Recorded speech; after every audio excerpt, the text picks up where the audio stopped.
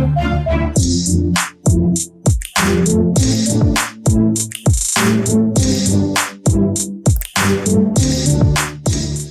and welcome to the Print Soft Cover. I am Mohana Basu, Assistant Editor at ThePrint.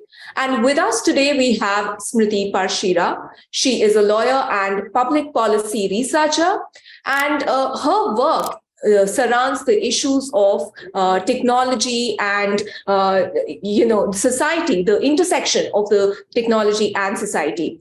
And we have here today we have her here with us for the launch of a book that has been put together, that has been edited by her. And that is what we are here to talk about. So thank you so much for joining us, for taking out this time. I'm sure you're very excited about this launch. Thank you so much for having me. I'm excited for the launch and for this conversation. So thanks a lot. So, before we begin, I have the copy of your book right here with me. So we're just going to do a nice unwrapping of this book so that everyone can see its cover. The book, of course, is called Private and Controversial. And, I must say it was quite enlightening to read it, to go through it and go through some of the issues that we think about often, but, have not been put together so eloquently before. Thank you. So here we go. This is the cover of the book. All right. So, before I go into the topics of public policy and public health and privacy, which is basically the focus of the collection of essays that you've edited here, I just want to learn from you. What was the genesis of the idea for this project? How did it start, and what brought you into the picture? Yeah, so like you said, my background is I come from a legal background, and my work has been around questions of privacy and data protection for the last couple of years. But the vision of this project, really, I have to credit it to the folks at the Thakur Family Foundation.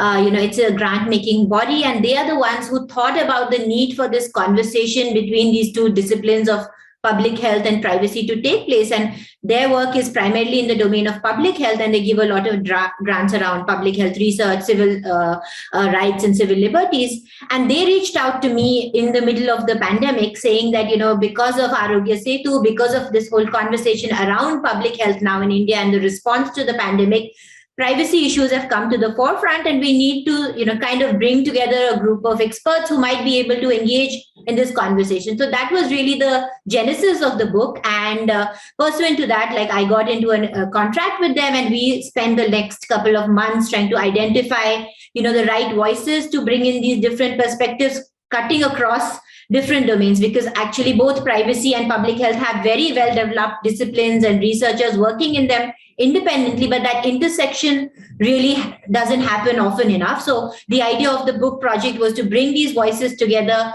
do this with some academic rigor. So we did drafts, we did a working paper workshop to review and get discussants and external people to review these drafts, and that then ultimately culminated with Harper coming on board, and then the book as you see it is in your hand. Right. But, so when we talk about privacy and healthcare, the whole COVID pandemic has been an eye-opener in different ways for different fields. And that is kind of one of the early chapters, one of the early essays in the book, where you talk about how the pandemic brought these issues to the fore. And you just mentioned Arogya Setu app, which we heard a lot about. There were a lot of controversies about what the app was trying to do, what it was trying to achieve. There was a lot of confusion. So, can you take the audience through what exactly was the issue? What were the things that we learned from our experiences with that app? As a country, from the governance point of view, from the public point of view? Yeah, as the pandemic started, I think there was this scuffle and shuttle. Everybody was shuttling to find out solutions that could come and plug in the different problems that we're seeing. And very often we are seeing this more and more, that technology is being resorted to as this ultimate solution, where we think that whatever problems we haven't been able to fix in the real world because of capacity, corruption, targeting issues, for whatever reasons, we are going to introduce a layer of technology, and that's going to become a fix. And I think the story of Arogya Setu was similar, and this was not unique to India, right? The world over, everybody was looking to contact tracing apps, but there are two sets of issues, right? The first set of issue was that there are enough experts in this field who have said just the nature of the technology that you're relying on is not reliable, for what you're trying to achieve, because the connection will work through walls, it will work through different floors. So there are lots of false positive, lots of false negatives being generated. So that was one bucket of issues that, if this was just an app which was to give you an alert, maybe you came into contact with someone and it didn't have consequences about that, it would have a different meaning, right? But that was not how, even though that was initially how it was proposed, that it's a voluntary app, we have this tendency of voluntary mandatory going on in many spheres in India, right? And this became one of those where for interstate travel restrictions, for flights, for many things, even though it wasn't mandatory by the government, maybe the users of these apps, like residents in RWAs and buildings, started doing this. So a lot of users started making this mandatory. And in some cases, the districts and the states themselves also made it mandatory. So that was really one challenge that, you have a technology, you're not sure whether it works, how well it works, how effectively it works. And then, of course, you have these challenges of what is this whole set of data that's being gathered, because it was not just your information of where you are. People were recording their symptoms and how they were feeling and whether they were testing and whether they were testing positive. So there's this whole wealth and pool of data that's been created. And then further questions about, in the absence of a data protection law and in the absence of adequate safeguards about the state accessing and using data, like what happens to all of this pool of information which is being created. Right. So, this brings me to another point that was made, which talks about how public emergencies like the COVID, it sort of changes what we think is acceptable and what the goalpost is. That's the word that was used, when it comes to what is an acceptable breach of privacy, and is there such a thing? Is there an acceptable, breach of privacy? So, how was that navigated during, the pandemic? And also from there, the point that comes out is that since COVID is something that has been prolonged, it has become a normal for us. Does, that shifted goalpost also become the new normal? Yeah, that shifted goalpost for me was really evident. I was not in Delhi where I normally stayed during the pandemic. And when I came back for the first time, it was still during the pandemic, but like a little into it. And I saw that in malls everywhere, right? You had these facial recognition screens which had been put up where you enter into the mall and it's doing thermal scanning, and then it's also doing face recognition. And everyone had normalized that. A lot of people were walking in and out of those gates, and people were not questioning because it seemed normal that your temperature will of course be checked because you want to be safe and you don't want to be around other people who have a fever.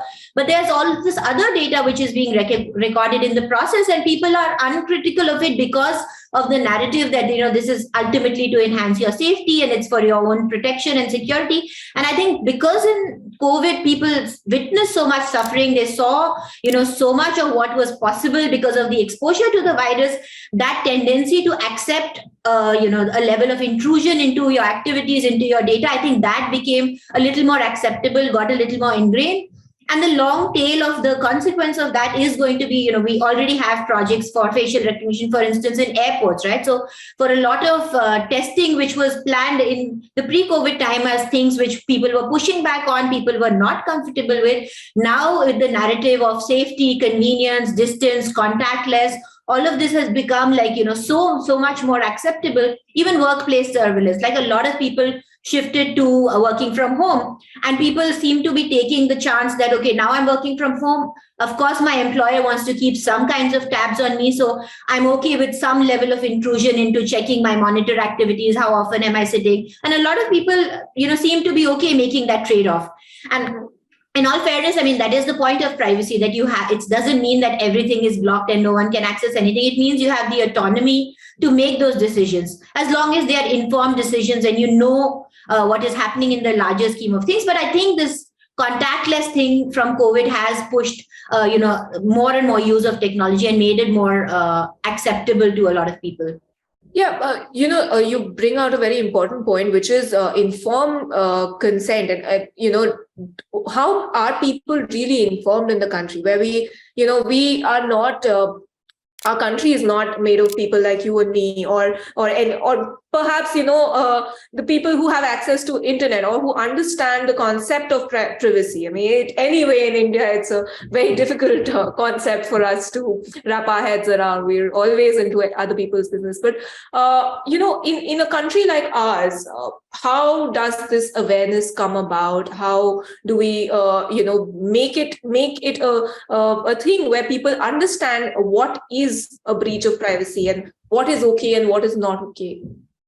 Yeah, the problem has been, in most contexts, we've been relying on just privacy notices. So, before you sign on to an app or before you go to a website, either a cookies will pop up or there'll be terms and conditions thrown at you, which are really elaborate, running into pages and pages. And so, therefore, even for people like you and me who are educated and are speaking English, actually, if someone asks us that, when you use a particular platform or you give your data for something, we really have very little knowledge about what goes on. We know notionally, like, these are the outcomes that could come about it, but really we haven't read the fine print. And that is certainly a problem with the whole notice and consent regime, the way it is designed. And I think whether in public health or in any other domain, that is a problem that remains very real. And if we think about the way data protection laws are designed, including the one which India is proposing now with the latest draft, it does place a lot of emphasis on taking consent from the user, as though once you've cleared that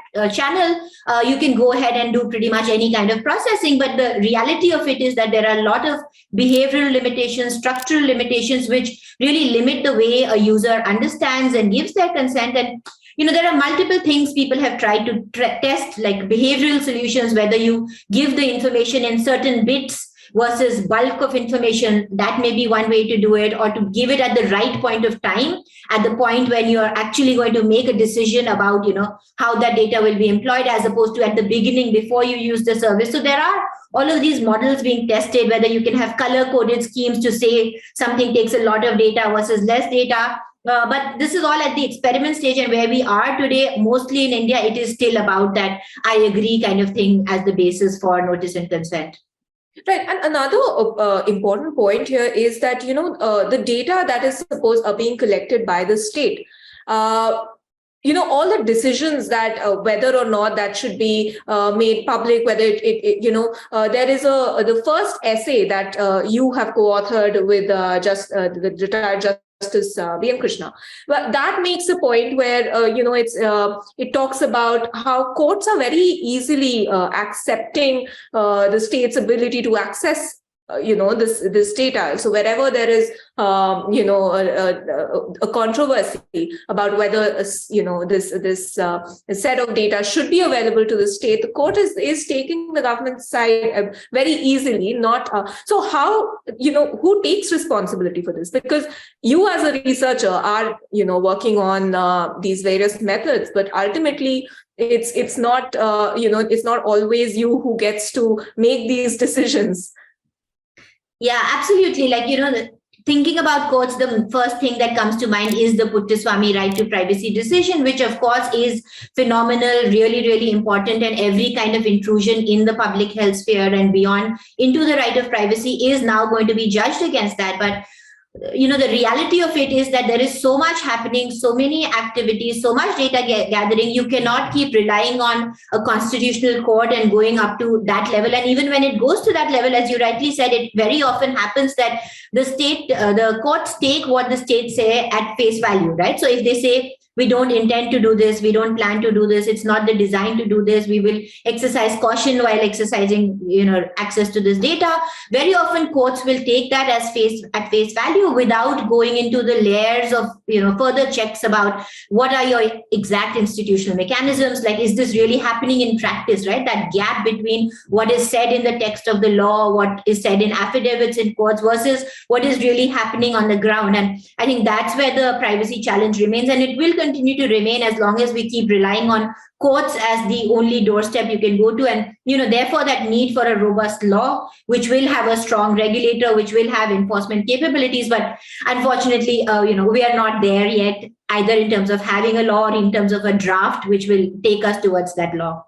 Right. And, there's the work also sort of touches on, how this data is collected. What are the, methods or the factors that are decided before the collection of the data, how it is going to be analyzed. So which is where we also, there were instances during COVID when all of this data collection was happening. In the face of it, there was a lot of data out there, but most of it, like, one of the essays sort of says that it was about managing perception rather than really revealing or giving us an idea about what is actually happening. I remember right in the outset, in the beginning of the pandemic, when numbers really started going up, we would have bulletins where the first thing that was given to us was the number of people who recovered rather than the new cases. So these are small things that can change how we perceive data, even though it is collected.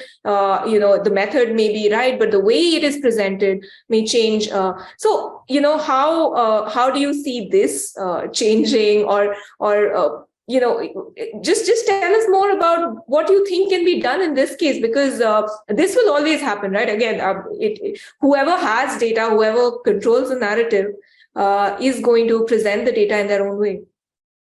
Yeah, absolutely. And I think the chapter that you're referring to, the one by, Bidisha and Meera, that really brings out this point really well, where they go into what is the politics of the databases. That when you talk about the pandemic, when you talk about any public policy response, everybody says, let's do evidence-based decision making and let's do data-based decision making. But really that data is not value free. It's not, neutral. It's not free of politics. And trying to understand exactly, as you explained, what is happening behind the scenes of who decides which fields of information will be collected, out of what is collected, how it will be presented, who it will be accessible to, and thinking about all of this is really going to influence the outcomes that you derive out of that data. So, and there are important decisions being made at each of these levels by the governments. In their chapter, they look at COVID databases and they make a commentary on the politics of these databases and how that was used as a tool for knowing and learning about the pandemic. But those tools themselves were flawed because they were incomplete tools, and there was some politics behind, power relations behind how this data is being used, etc. As you rightly said, this is not a problem that can be solved very easily. It's because clearly whenever someone has that authority to decide what kind of databases to put out, what to create, there will be that level of judgment. One way to deal with this is about creating models where more and more data is available in the form of open data, where the authorities and agencies who have this data are compelled to put this out in a machine readable, clean, accessible format, where the others can then choose to question that data, to derive inferences from that data. And if there's pools and pools of these data, then it becomes kind of easier for third parties, researchers, etc., to draw from that. But of course, there are serious privacy concerns with that as well. And therefore, the chapter by Asta, which talks about data stewardship, bottom-up models of thinking about data governance, as opposed to the state collecting and releasing data and saying, this is how we want data to be collected and utilized, whether there can be community-based models to think about, okay, this is data pertaining to us. Who do we want should have control over it? How do we want it to be used and utilized? I think, that's still the next frontier of thinking. There's still preliminary work happening, and that's certainly in the Indian context, but probably that's the way we, ought to be thinking in the long run. Right. Let me also bring in the point that when you say that all the data should be, open access. If we remember at the very beginning, again, at the beginning of the pandemic, when the first deaths started happening, we had a lot of, random information about these individuals, and we knew where they came from, what happened to them. Like very personal details were all over the media because of the state bulletins that were being given out at that time. And as time crossed, when we had more and more, deaths, and we needed the information for it to be analyzed to sort of understand what were the demographics that were being affected, that didn't come from India. That came from, foreign countries, the analysis of that data. So again, because there are different factors at play, there was a lot of pressure about each individual death in the beginning, but that sort of changed towards, when the numbers started going up. So where does one draw that line? When the public is hungry for information, for news, because they want to know what's going on, but at the same time, you need to protect individuals who were the first victims. Yeah, the initial phases, the kind of data sharing we saw was actually also very counterproductive for a lot of people from a privacy perspective, right? You saw neighbors putting restrictions on each other. You saw RWAs putting restrictions on who can go in, who can go out. People were being ostracized. And so there was a lot of, adverse reactions which were coming out. And that is this fear with data also, right? Once you get down, it's important to know XYZ number of people with ABC comorbidities, face this issue, etc. That's the kind of data when it's aggregated, when it's anonymized, you can get insights from it, but you don't need to know the specifics of, where this person lived and who this person was. And that was the worry in the initial days. And I guess at that point, even the government machinery did not have ways and process checks to control how this was, because obviously this was releasing at the end of where the testing was happening at the end of that limb. And I think, in all fairness to those agencies, towards the second half of it, there was some kind of, checks and balances there, and there were restrictions on the leakage of that data. But at the other hand, when we wanted more and more information about exactly what was going on, there was, of course, either perception management, image management, control over the narrative from the state agencies also. And they were, even in media outlets, very often, when the reports about the numbers were projected, it was very clearly about the recovery rates being emphasized as opposed to the death rates, because there was clearly a whole machinery behind how that data was being projected. And I don't have a solution to how that was, and that's exactly how it played out. But in the big picture of it, I would say it was certainly problematic. While we want more data, we want more insights and information, it was very, very problematic when that data was pinned down to individuals and individual level data was being given out. And that was a gross privacy breach which took place certainly in the beginning, but throughout the pandemic. Right. Coming to the other, moving away from COVID and towards the general public health sector in India, there is a recurrent theme in many of the essays, which is that the failure of a lot of these public healthcare systems to address the design and regulatory frameworks. And the thing is that you take the author takes the exception of PMJ. So why is that? What is different about PMJ that was not there in the previous schemes? Yeah, I think the authors of that chapter, they look at three schemes. They look at one on tuberculosis, they one on maternity care, and one on PMJ. And they find that it is one most recent out of them. So, and it is one which has come about in the context of digitization, right? So developments in public health, like developments in any other public policy sphere, are taking place in the context in which we are, right? And as things get more and more digitized, as we're looking at more and more, e-governance, looking at more and more digital forms of data, that's also reflected in the government's implementation and the design of government scheme, right? So if you look towards a scheme which is more closer to, the 2000s, and it's come up in the context where people are more aware, in the post-Puttaswamy context, where there is this pressure on the government to do things which are, responsive to those tests laid down by the court of being legitimate, fair, reasonable, etc. There is an accompanying, whether we call it sufficient or insufficient, that's different, but there is certainly more awareness about the need of thinking about some of these data protection principles. And that's what, the authors find in that paper also, that the most recent scheme does have more conversation about some of the data protection principles that you see globally. So, does this address, the privacy concerns of the individuals, or is it more about how the government gets to own that data or have control over that data? So, unfortunately, all of the data protection that we have right now, which comes through non-legal means, which are through contracts, through, guidelines, through directives, etc., all of that is mainly about, in one way, liability management. And this is true for the government as well as for corporates, right? When anybody is taking your data, they want to put information out to you. They want to say, I told you this, you were aware this was going to happen, and this was, already upfront informed, like the notice and consent thing we were talking about earlier.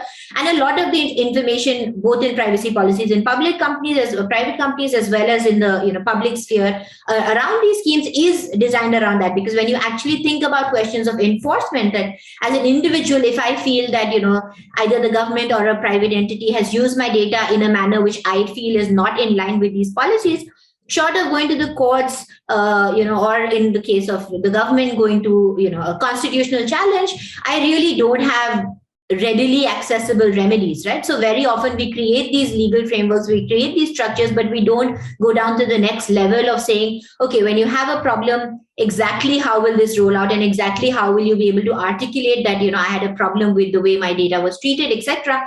So I think those problems really remain when you think about an individual level empowerment and redress and remedies. I think until we have a robust data protection framework with institutional mechanisms to solve for that, we are not there yet.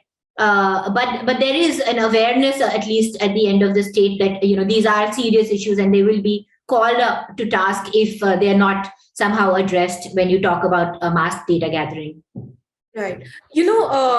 All so far we've been talking about data in the context of digital health and digital schemes and all. And so there is one essay that looks at what happens in rural India with these community health care workers. And there's one example of even with the best of intentions, when these community health workers are working in very small villages where everyone knows each other, the whole concept of privacy and what it means and how to protect it just changes, because there was this one example about how women need privacy within their own homes, and they cannot speak to their healthcare providers inside their houses, so they find public spaces more comfortable. And similarly, there was another one where a teenage girl gets pregnant, and the family wants to keep it private, but because the neighbors see the health worker constantly showing up, so it sort of spreads. So how does this get addressed? Because these are not new new schemes. These frameworks have already been in place. So how do we address this, especially in settings where, again, people do not understand that they have this right to privacy? Yeah, for me, these essays, the one you mentioned, which is by Vijay Prasad Gopichandran on community health workers, as well as the one on HIV, the one on surrogacy, talking about the womb. These were the essays which were really enlightening, because it comes from a perspective. I come from a data technology policy, and legal issues around all of that background, but to then get into these nitty-gritties about specific population groups, and very often in the context of rural India, those population groups, and then just rethinking about privacy from context which is not so much necessarily about data. I think I found those stories which Vijay does from his field work, where he actually interviewed some Asha workers and got these insights that you referred to. And his proposals there, what he talks about in the chapter as recommendations, are the need for training, because it's the Asha workers are becoming they have been forever such a critical link in this value chain, where they intermediate that relationship between the government and the community, but they are a member of the community themselves, right? So it is the privacy of the community that they have to take into account, but also their own privacy, because they are going to the homes of so many people. People know where they are going, who they are, etc. And when the community places their trust on these individuals, then the need to manage that, right? And he talks about the need for training, as an essential tool. So there is, of course, a lot of training that does go in when someone is appointed as an Asha worker, but to include privacy as a core part of that training, and to, make people aware that in the context of a rural community, exactly examples like this, where we normally think of the home as the most secure and the most private of spaces, but how it means different things for younger men, for younger women, for older women, for each demographic group what the home means and what the concept of privacy inside the home means can really vary depending on, the structure and the power relationships within that family. And I think training and awareness, building on that link of ASHA workers and relying on them to transmit that knowledge of privacy onto the community, I think is an important recommendation that comes from the book. Right. So, and it's not just about protecting privacy here. It's also about the fact that access to healthcare itself gets disrupted when this kind of training is not there, and when there's concerns for privacy. So coming to this word trust. Which is, I think, it's at the center of how the government collects its data in the first place. It trusts us. We're doing the right thing for you, and at the same time, as citizens, we do have to, after a point, put that sort of trust in public health, in our doctors, in lawyers, in police. Any time we need help from anyone, this aspect of trust comes in. So, how do you think the government is faring in terms of trust in healthcare, and how do we manage this whole dynamics where our data can mean a lot of things? It can mean good healthcare for us, or it can mean surveillance as well. Yeah. The question of trust becomes really important, and there's one chapter by Dr. Olinda Timms which goes, critically looking at this, takes a deep dive into trust, not just vis-a-vis the government, but trust across the ecosystem with all the stakeholders that you interact with, right? So she looks at trust in the context of researchers, right? When clinical trials are happening, there is a big question of trust there, and there are, of course, ethical guidelines that have come up around that, but there's trust issues and trust deficit at the end of private hospitals and doctors, because on one hand you have no choice but to trust these experts, because you have that expertise gap and you have to believe what they're telling you. But on the other hand, when they are very commercialized establishments, there is that trust deficit that comes in, where you start questioning whether I'm being overcharged or fairly charged for certain things.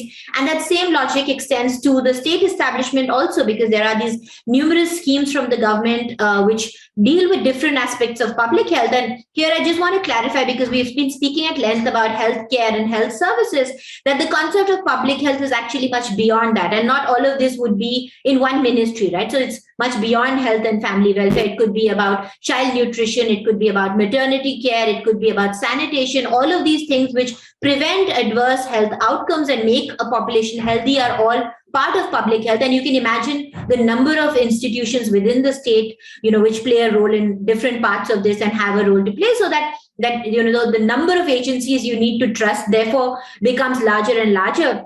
And so does the deficit, certainly when you feel that some of the data is being gathered, or you're being asked for information and you don't see corresponding benefits, or you don't see corresponding protections coming out of that. So, coming to the end of the conversation, one last question from me is that what is the need of the hour today in India in terms of, privacy and healthcare and data protection? So there are many needs, but I think one clear one, which we have been touching upon even in our conversation, is the need for a statutory framework.